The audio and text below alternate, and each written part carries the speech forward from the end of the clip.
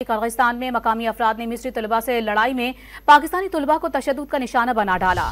مشتعل ہجوم نے پاکستانی طلبہ کے ہاسٹلز میں گھس کر توڑ پھوڑ اور ہنگامہ آرائی کی۔ شیشے توڑ ڈالے، املاک کو نقصان پہنچایا۔ پاکستانی سفیر نے ہلاکتوں کے خبروں کی تردید کرتے ہوئے واضح کیا کہ امن و امان کی صورتحال بتدریج بہتر ہو رہی ہے۔ قرغیزستان حکام نے پاکستان کو شرپسند عناصر کو جلد قانون کے کٹہرے میں لانے کی یقین دہانی کرا دی۔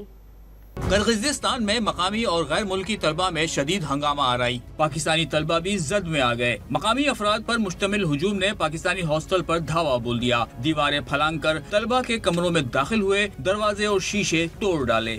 مشتعل ہجوم نے پاکستانی طلبہ کو تشدد کا نشانہ بنایا، تمام طالبات نے چھپ کر جان بچائی۔ طلبہ نے صورتحال سے آگاہ کرتے ہوئے پاکستانی سفارت خانے کی جانب سے عدم تعاون کی شکایت کر دی۔ ہم فلیٹوں پہ چھپے ہوئے ہیں، دوستوں کے فلیٹس پہ آگے، ہم ہر جگہ پہ ہمیں بلاک کیا ہوا، ہاسٹلوں میں گھس کے وہ مار رہے ہیں۔ کوئی ہم پاکستان ایمبیسی نہیں یہاں پہ آ رہی۔ وہاں پہ وہ لڑکیوں کے ہاسٹل میں گھسے، لڑکوں کے ہاسٹل میں گھسے، پتھراؤ کیا، جا کے ہوٹنگ کی۔ میں بتا نہیں سکتا کہ سر ہمارے ساتھ کیا کیا ہوا ہے، یہ ابھی تک فارن آفس سے کچھ بھی نہیں کیا گیا۔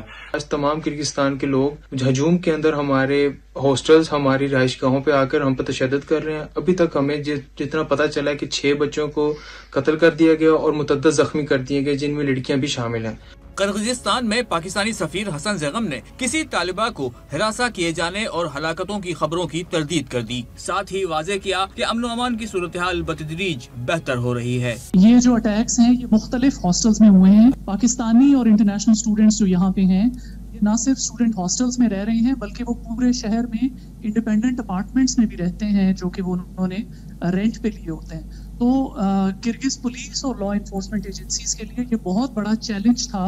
ہمیں کرگز گورنمنٹ نے کنفرم کیا ہے کہ پورے شہر میں لا اینڈ آرڈر کی سچویشن انڈر کنٹرول ہے۔ ان کی لا انفورسمنٹ ایجنسیز نے جو مظاہرین ہیں ان کو منتشر کر دیا ہے۔ کسی پاکستانی کی اس واقعے میں ڈیتھ نہیں ہوئی ہے، اور یہ جو سوشل میڈیا پہ خبر چل رہی ہے کہ کوئی کسی اسٹوڈنٹ کا نہیں ہوا ہے، یہ بالکل غلط خبر ہے۔